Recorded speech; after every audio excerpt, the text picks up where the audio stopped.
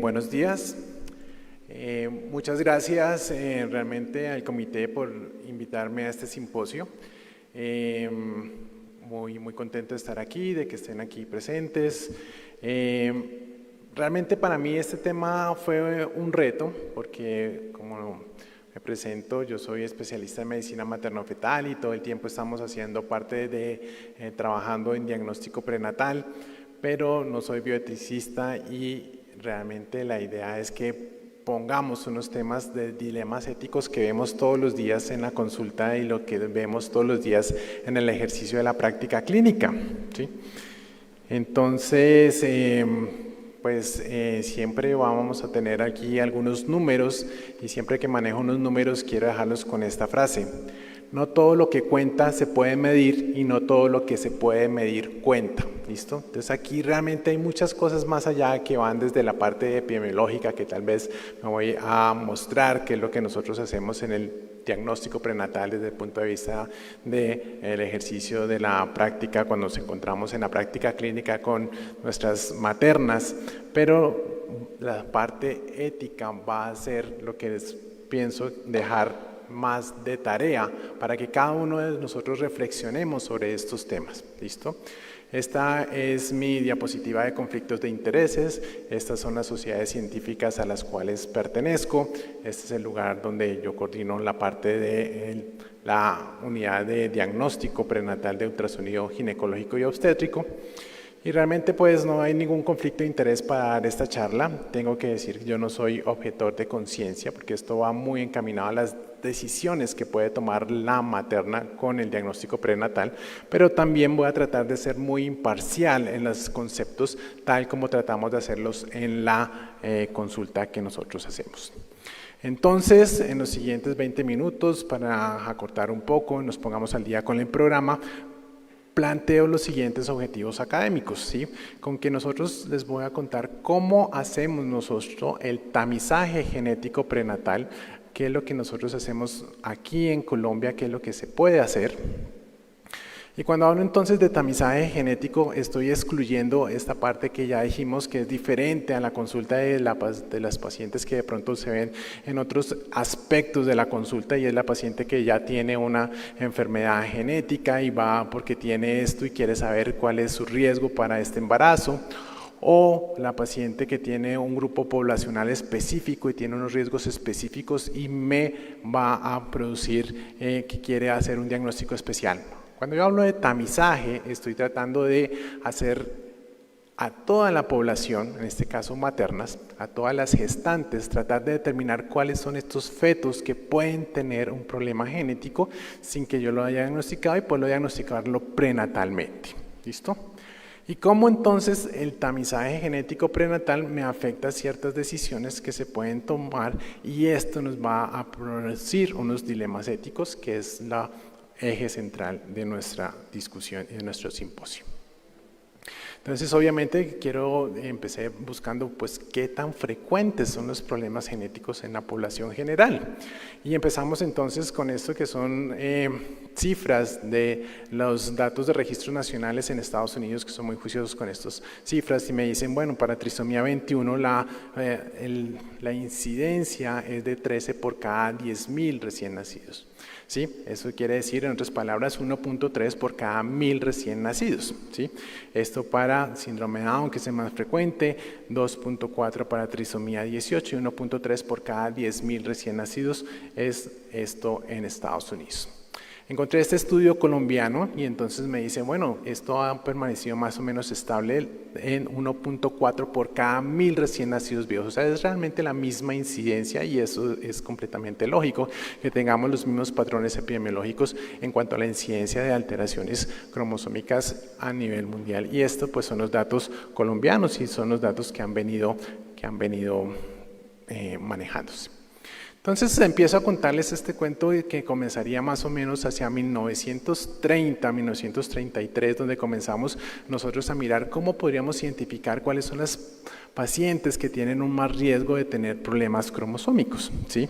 Y entonces encontramos este estudio de Penrose en 1933, que fue el primero que lo que hizo fue mirar en una comunidad en Londres los comunidades que tenían pacientes con síndrome de Down y empezó a datarlos cuál era la edad de la madre y la edad del padre, y a partir de eso fue cuando nos dimos cuenta de la primera asociación epidemiológica entre la edad materna y tener trisomía 21, ¿sí?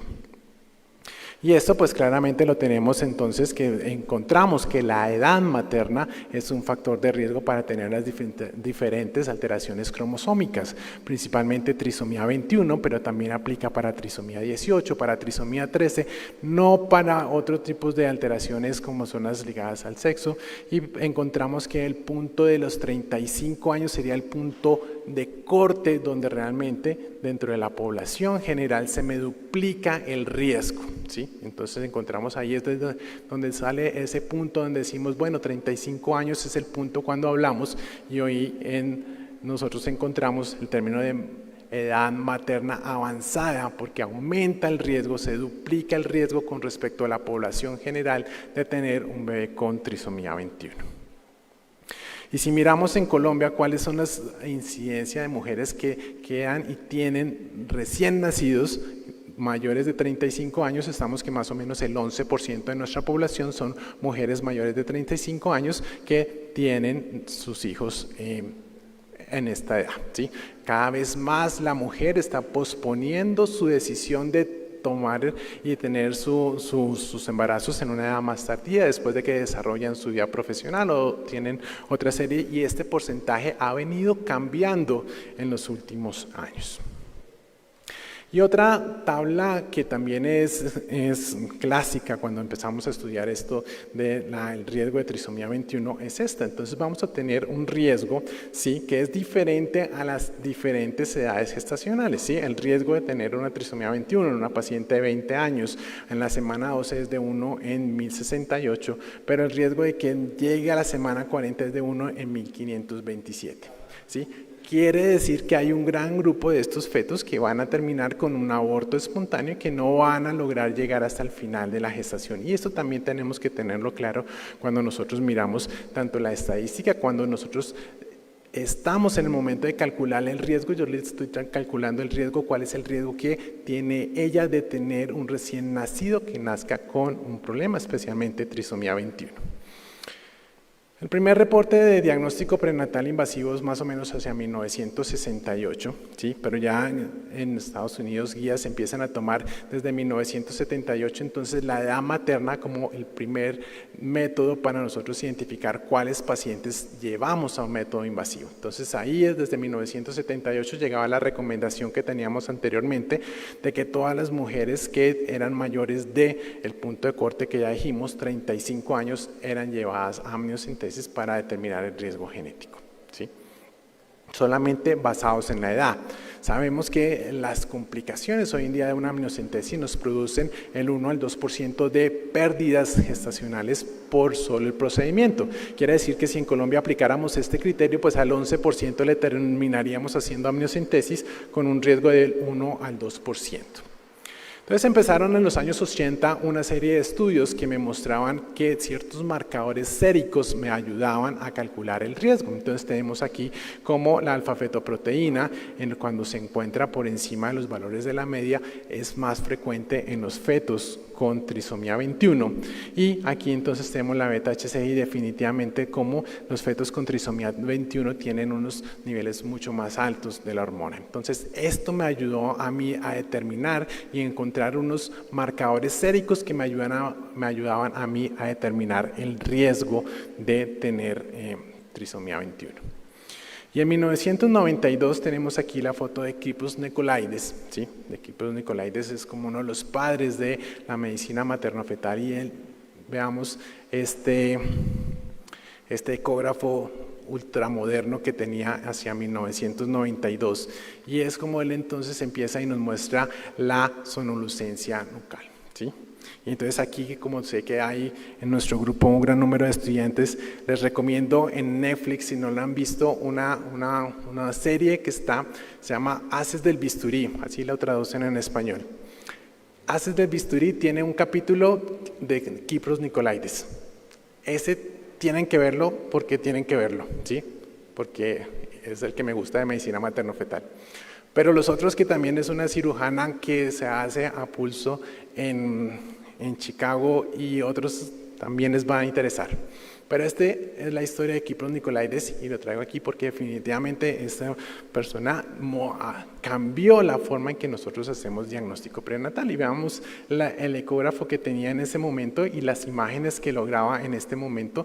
Y este es un feto en la semana 11-14, y él se dio cuenta que tenían un edema nucal aumentado los fetos que tenían trisomía 21, y esa es la sonolucencia nucal, ¿sí?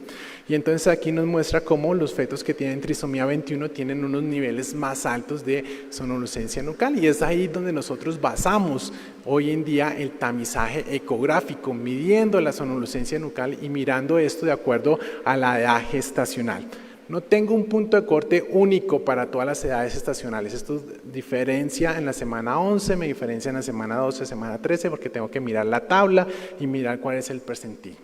Veamos las imágenes que logramos hoy en día, muy diferentes, ¿sí? Entonces vemos aquí ya cómo vemos esta sonolucencia, que es este edema nucal, y es como tratar de extrapolar esos hallazgos clínicos que yo veo en fetos o las personas con trisomía 21 a la ecografía, ¿sí? Entonces de pronto un edema nucal aumentado, de pronto en la parte de la nariz que es más plana, todos esos hallazgos trato de irlos a buscar en la ecografía, pero entonces el edema nucal, y vemos como aquí un edema nucal aumentado, pues me hace encontrar que este feto tiene un mayor riesgo, ¿sí? Y yo creo que nos salimos, ¿qué pasó? Entonces,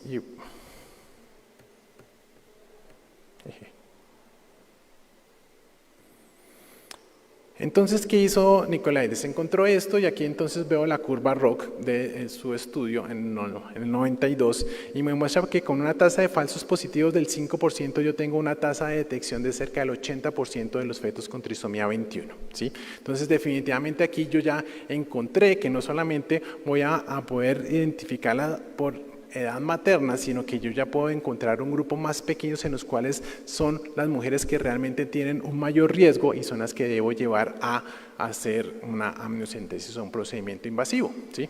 Entonces, así como se encontró la sonolucencia nucal, hoy en día utilizamos otros marcadores ecográficos, y como les decíamos, entonces encontramos la presencia o ausencia o hipoplasia del hueso nasal, podemos encontrar ciertas alteraciones como vemos aquí, una megavejiga, o encontramos la regurgitación de la válvula tricúspide, valoramos también el ductus venoso, y cada uno de estos marcadores ecográficos me da un riesgo diferente, me calcula un OR de riesgo para determinar si la presencia de este marcador me aumenta el riesgo de tener un problema cromosómico, ¿sí? Entonces en esto nos basamos en la ecografía de tamizaje. Y entonces sabemos que desde el punto de vista epidemiológico podemos hacer unas pruebas en series, porque cada uno de estos me calcula un OR, ¿sí? Si yo tengo un OR por la sonolucencia nucal, otro OR porque no me veo el hueso nasal y tengo una hipoplasia de hueso nasal, entonces esos dos ORs los puedo multiplicar, y al final yo tengo una probabilidad total de la prueba, y esta prueba funciona como una prueba en serie. Entonces la ecografía genética yo podría medir solamente un marcador, que sería la sonolucencia, ¿sí? Que es como está en las guías del ministerio. Las guías del Ministerio de Control Prenatal dice: haga una ecografía a todas las gestantes entre la semana 11 y 14, mida la sonolucencia y determine el riesgo de tener trisomía 21. Pero no es el único marcador. Como decía, yo le puedo calcular a este también el riesgo por hueso nasal, el riesgo por frecuencia cardíaca, y al final esto me va a dar un riesgo total, ¿sí? No utilizamos una calculadora que está ahí en los sistemas, en el software, entonces esto ya está de acuerdo muy parametrizado cuáles son los valores para tomar esta ecografía, y al final de esto yo le puedo mirar cuál es el riesgo, ¿sí? Y decíamos, tengo unos marcadores bioquímicos que entonces se los tengo aquí, la HCG, y han surgido otros con mayor especificidad. Entonces utilizo la proteína asociada al embarazo, la PAPA-A, y todo esto sumado, como dijimos, como una prueba en serie, me calcula un riesgo a cada materna, y yo le digo, bueno, su riesgo de tener un problema de trisomía 21 es 1 en 80, 1 en 200, 1 en 10,000, dependiendo de lo que encuentre con la suma de estas situaciones.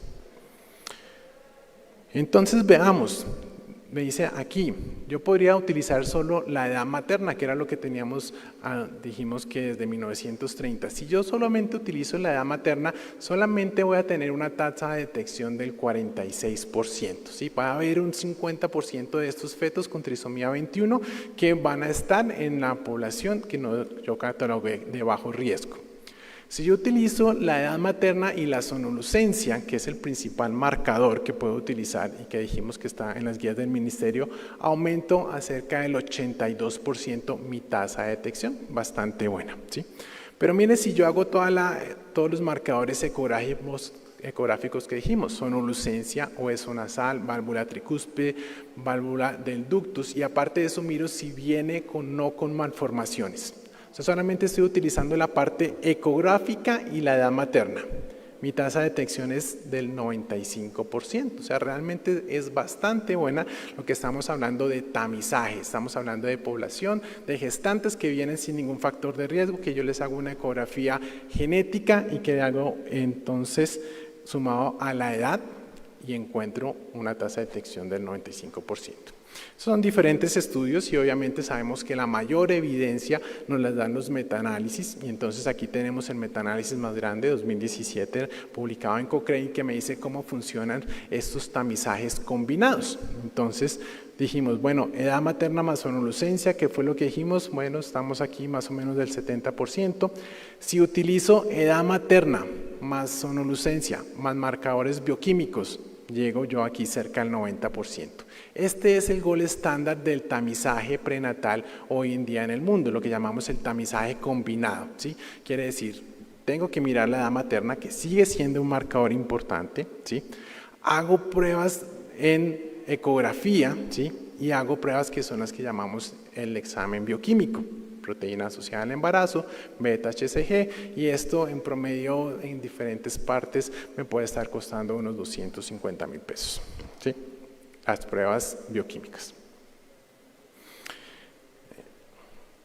Entonces ahí vamos en esto, y lo que estamos acá, recordemos que es solamente un tamizaje, ¿sí?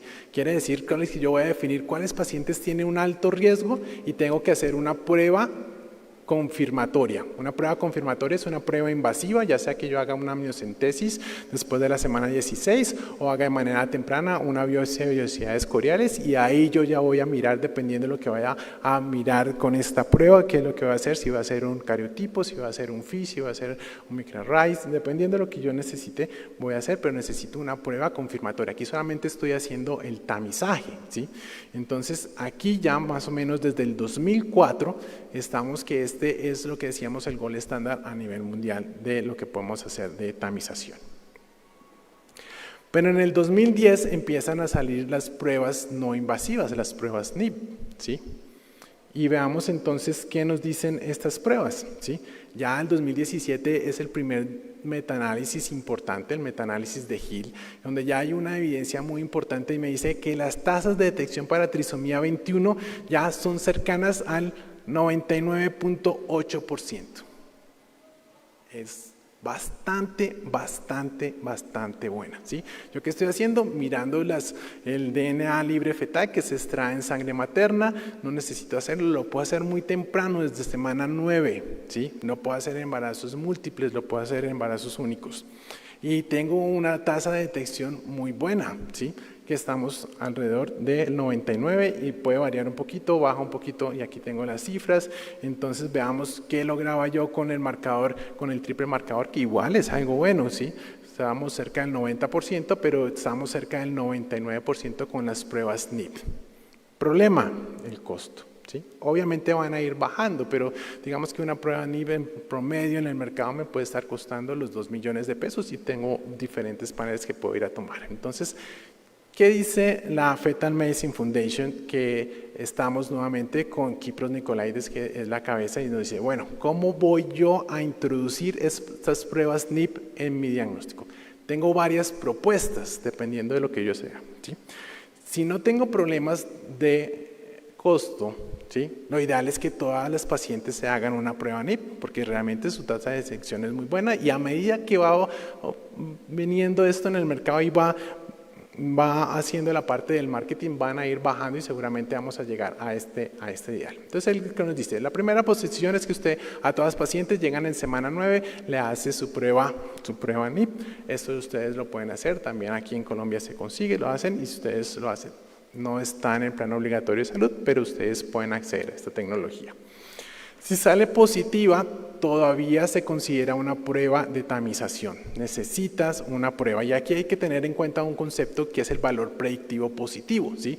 Yo tengo una prueba, tengo unos ORs, pero tengo que tener cuál es mi riesgo previo.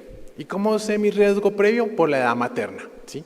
Entonces, cuando yo tengo mujeres jóvenes entre 22, 24 años que me sale una prueba positiva, ¿sí? Una prueba NIP, su valor predictivo positivo se me baja mucho, cerca al 40-50%.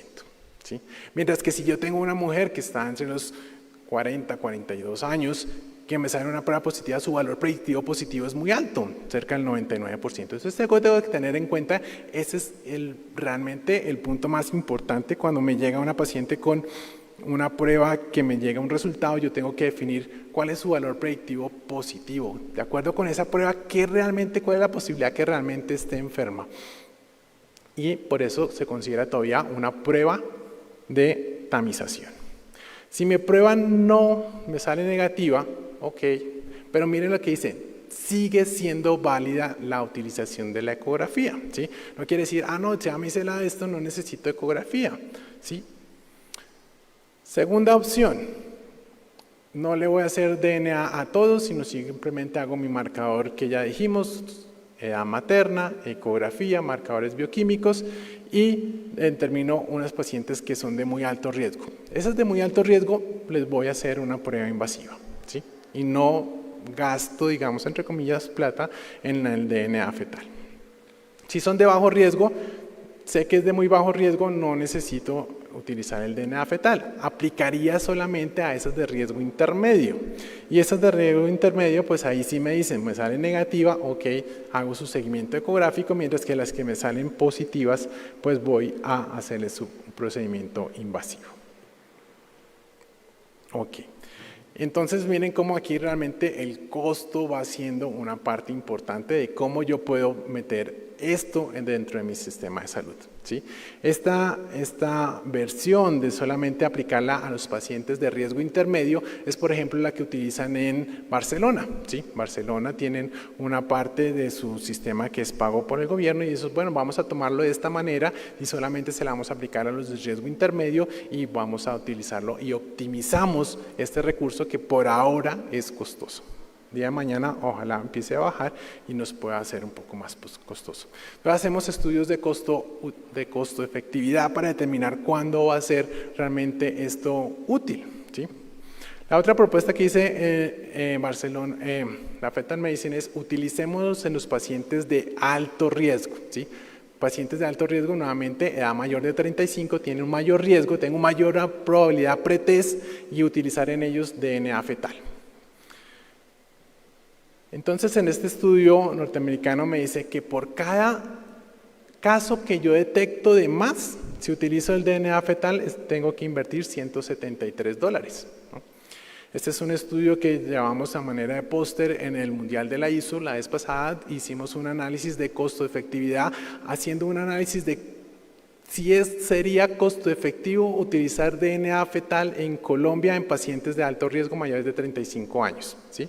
Y realmente en esta población de alto riesgo sí sería costo efectivo porque realmente estaría yo dentro del umbral que se ha denominado el umbral de costo efectividad para Colombia, ¿sí? Cuando digo que una tecnología que yo voy a introducir, y ahorita más adelante les voy a introducir el concepto de lo que son los años de vida ganados, ¿sí? Los QALY o los ABAD en español. Cuando yo introduzco una tecnología y por cada año de vida ganado que yo tenga, tengo que gastar menos de un umbral que está en $5,180, como cerca de 20 millones de pesos, esto se considera costo efectivo. Entonces decíamos, ¿vale la pena hacer la ecografía 1114 a pesar de que yo tenga mi DNA? Sí, ¿por qué? Porque aquí voy a encontrar patologías como cardiopatías, ¿sí? Tengo aquí una CIB diagnosticada a la semana 14, un síndrome de ventrículo izquierdo hipoplástico, que no todos están relacionados con problemas genéticos y que no me van a dar un DNA fetal positivo normal, pero que tiene una patología importante que va a repercutir dentro de la problemas relacionados con este feto, ¿sí? Una polidactilia a la semana 14, una megavejiga, un cefalocele, ¿sí? Me va a salir DNA fetal probablemente normal, pero vale la pena. Pero veamos qué pasa. Mis tasas de detección van a ser mejores entre más grande sea el feto. Voy a tener tasas de detección cerca del 75%, y aquí cabe decir, el 75% de las malformaciones congénitas que yo puedo diagnosticar, las puedo diagnosticar en la ecografía 11-14, ¿sí? Pero va a ser mejor mi tasa de detección hacia la semana 14, ¿sí? Y entonces decíamos, bueno, ya aquí ya no es el diagnóstico que yo tengo a la semana 9, sino que me tengo que esperar hasta la semana 14 para tener estas tasas de detección. Pero veamos estos datos de la Secretaría. ¿Cómo estamos en Colombia? Me dice, en Bogotá, y estos son datos de hace 2 años, el 53% de las gestantes en Bogotá no tienen una ecografía 11-14. ¿Sí? El 46% de las gestantes en Bogotá no tienen una ecografía de TADI 18-24, que es la segunda ecografía que me pide el ministerio. Entonces, definitivamente aquí tenemos un problema grande y que vamos a tener ahorita cuando nos pongamos los problemas éticos de que yo quisiera solucionar todo en primer trimestre, pero vamos a tener un 50% de las mujeres que no se desarrollan, y esto es Bogotá. Aquí en Colombia hay varias naciones y es diferente en provincia, incluso en Bogotá es diferente porque hay varias naciones en Bogotá. Bien, tasas de detección entonces con la ecografía que yo puedo detectar. Entonces me dicen, bueno, tengo una serie de malformaciones que yo puedo detectar con unas tasas de detección diferentes para cada malformaciones, pero aquí yo puedo detectar problemas como onfaloceles que sé que están relacionados con problemas genéticos, ¿sí? Entonces mire que yo ya hice mi tamizaje en la semana 11-14, pero aún así voy a tener otros fetos que me van a decir, tengo un riesgo alto de tener problemas cromosómicos. Si yo tengo un onfalocele, sé que en el 45 al 50% de los casos tiene un riesgo de tener un problema cromosómico. Y si lo detecto en la semana 18-24, que es la ecografía de detalle, pues esta paciente tiene la indicación de hacer un estudio invasivo. El estudio invasivo en este caso sería una amniocentesis, y sé que la amniocentesis, si yo la pido en el post, entonces me van a autorizar el cariotipo banda G, que se me demora entre 3 semanas hasta 4 semanas, o sea que el diagnóstico para cuando yo tenga esta gestante será en la semana 28, que me va a decir, doctor, ¿qué hago? Semana 28. En este escenario que no es nada lejano que nosotros encontramos. Entonces tenemos que hacer la ecografía en semana 18-24 y nuevamente encontramos aquí una serie de malformaciones que podemos diagnosticar, ¿sí? Entonces tenemos obviamente aquí randomiomas, encefalias, todos estos que están relacionados con problemas genéticos, cromosómicos y no cromosómicos que se me pueden presentar. Estas son estadísticas que tengo de la Clínica de la Mujer en la cual yo trabajo, y entonces encontramos que en el año pasado 148 casos de malformaciones fetales fueron diagnosticadas en nuestra unidad de medicina materno-fetal. Pero miren aquí, edad promedio de los 31 años, pues esta es la población que nosotros manejamos acá. Edad gestacional promedio en el momento de hacer el diagnóstico prenatal de la malformación, semana 24. Y estamos en el mejor escenario de Bogotá, ¿sí?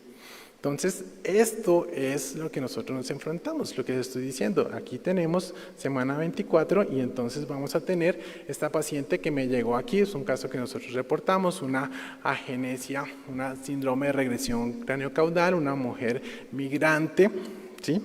Que me llega así con 32 semanas de gestación, ¿sí? No desarrolló la parte inferior de su columna y obviamente de la parte neurológica, ¿sí? Y entonces en esta mujer, dilemas éticos. ¿Qué hacemos?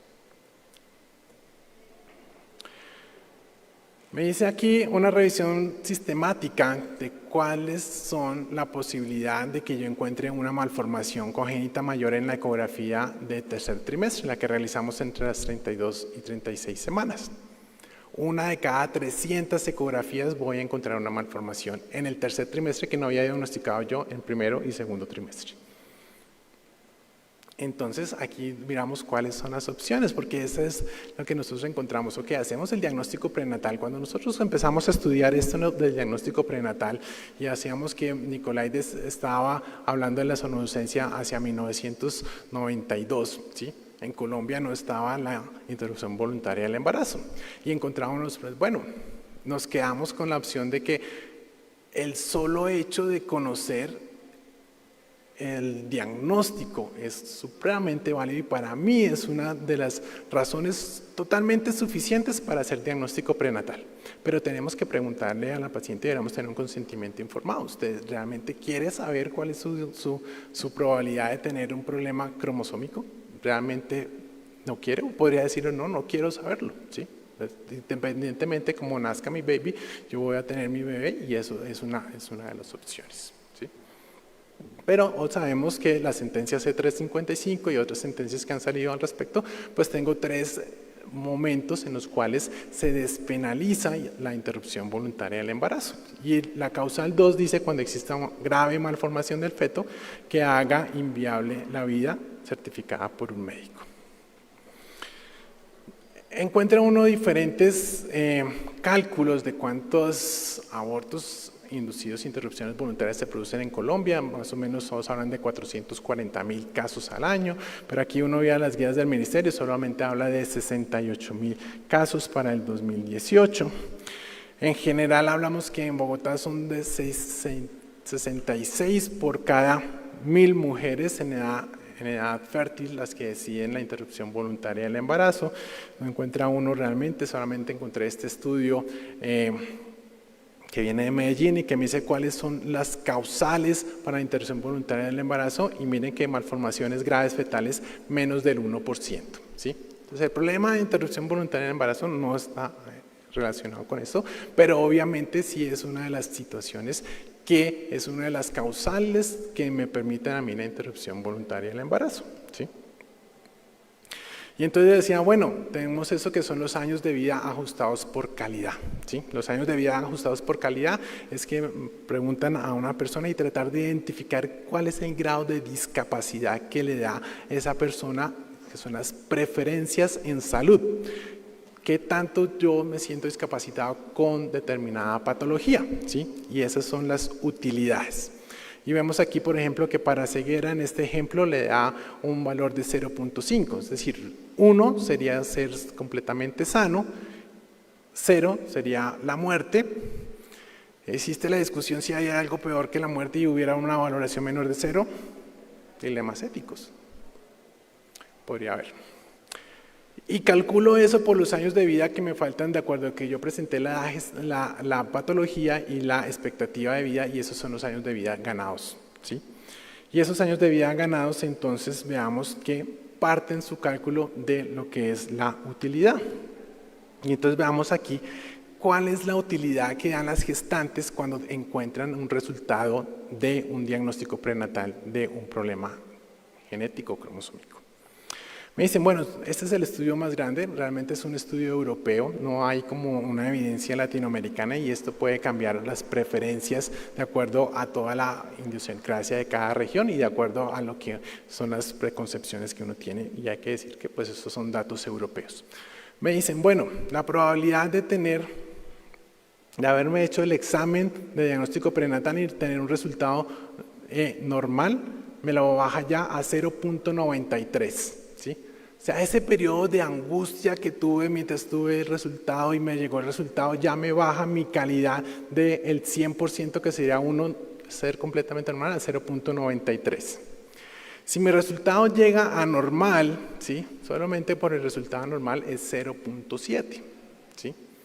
Y el tener un hijo con síndrome de Down o con síndrome trisomía 13 o 18, 0.49, ¿sí? Más o menos 0.5. Eso es lo que ellas respondieron en su percepción de utilidad de preferencias con respecto al resultado del diagnóstico prenatal.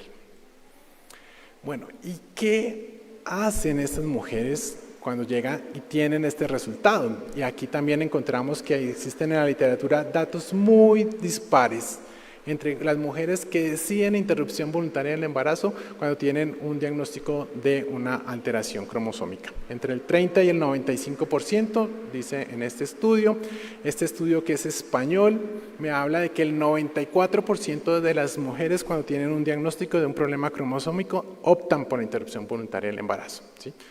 Y a uno, bueno, los españoles más o menos se parecen a nosotros en su manera de pensar, en su parte de su idiosincrasia, ¿sí? No encontré unos datos aquí realmente. Este es un estudio en el cual yo participé, hicimos un estudio de 20 mujeres a las cuales se les comparó el DNA fetal con el DNA libre en sangre materna y en ellos encontramos 8 casos de alteraciones cromosómicas. De esas 8 casos, 8 mujeres decidieron terminación del embarazo, ¿sí? Y es más o menos la estadística que yo tengo, ¿sí?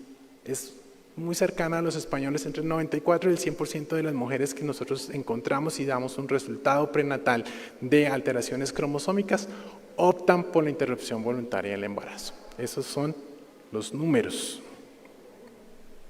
Pero no es la única opción. Ojo, les dije que trataría de ser lo más imparcial. Y tenemos un 6%, 70% en otras partes, que optan por cuidados paliativos perinatales. Cuidados paliativos prenatales, ¿sí? Son mujeres que me dicen, bueno, yo tengo un bebé con trisomía 13, el pronóstico de vida es muy malo, no les puedo decir, y yo como médico yo les digo y ustedes son los que toman la decisión. Y hay mujeres que dicen, yo tomo la decisión de que esto era lo que yo quería, esto es lo que yo quería tener mi bebé, yo quiero tener esa sensación de ser mamá y realmente está en manos de acuerdo a sus creencias religiosas, soy religioso, de que va a optar por continuar el embarazo. Y entonces nosotros, ¿qué tenemos que hacer? Cuidados paliativos, tenemos que tener primero el lugar para nosotros poder dar esta noticia. Entonces no es una noticia que se pueda dar en una forma de ecografía cuando tengo 15 pacientes allá, tengo que tener el lugar, ¿no? Tengo que tener la forma de yo poderme conectar con la conversación con mi paciente. ¿Sí? Yo tengo que encontrar el lenguaje adecuado porque yo he visto, y muchas veces fallamos en eso, en que no somos lo suficientemente asertivos para dar el lenguaje, ¿sí? Y entonces, otra vez yo estaba con una compañera que es muy formada y tiene mucha, y le explicaba a la paciente qué era lo que tenía, y entonces le decía, y la señora quedó, tengo que encontrar el lenguaje para poderme comunicar con esta paciente. Poderle explicar qué es lo que tiene y darle los números. No hay forma, ¿sí? La probabilidad de que tengas y pueda morir en las siguientes horas y entonces los cuidados paliativos van a que no va a sufrir, a que no tenga dolor, a que no tenga frío, ¿sí?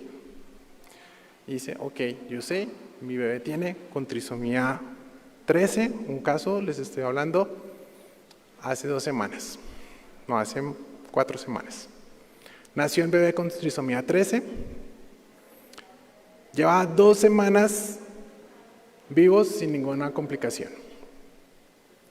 Y tuvieron que remitirlo por problemas administrativos a otro lugar. No sé qué pasó con ese caso, pero son casos de la vida real. Entonces, todos estos nos encontramos con los dilemas éticos en los cuales les queda a ustedes de tarea de pensarlos y qué es lo que ustedes consideran sería adecuado. Yo simplemente les digo cuál es la normatividad, cuáles son los números. Hay gente que va a favor y habla entonces de la autonomía de la mujer de tomar sus decisiones, completamente válido. Pero otros me dicen, no, hay el respeto a la vida humana y la dignidad que comienza cuando el feto realmente empieza a tener derechos, ¿sí? Entonces me dicen desde el punto de vista legal, no, es que es nacituro y no tiene la totalidad de los derechos que tiene una persona que ya ha nacido, ¿sí? Pero estamos hablando entonces de eugenesia positiva. Este es un feto que tiene una malformación, que no tiene una calidad de vida, pero nos da paso, ¿será eutanasia pediátrica más adelante? ¿O estamos haciendo discriminación porque tiene un diagnóstico? ¿Es la edad gestacional? ¿Cuál es el límite? Cuando ya es viable el feto y puede nacer, ¿ya tiene otros derechos? Pero esta mujer que la diagnosticamos en semana 24, o las noticias que nos decían en el periódico, mujeres que están en trata de blanca y no se pudo volar hasta la semana 28, 32 y llega acá porque quiere una interrupción voluntaria en el embarazo. No tengo las respuestas. Muchas gracias.